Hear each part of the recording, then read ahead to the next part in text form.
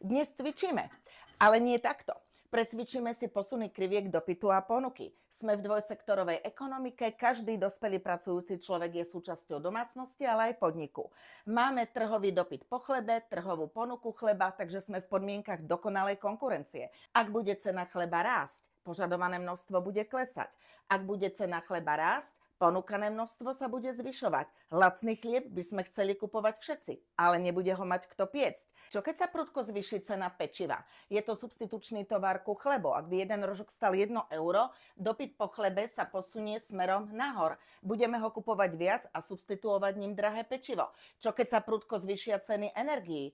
Je to faktor ponuky, ponuka sa posunie smerom doľava. Firmy nebudú ochotné ponúkať pôvodné množstvo tovaru. Čo keď sa znížia príjmy domácnosti? Je to faktor dopytu, krivka dopytu po chlebe sa posunie smerom doľava dole. A čo keď bude veľmi dobrá úroda pšenice? Pekárňam klesnú náklady a ponuka chleba sa môže zvýšiť.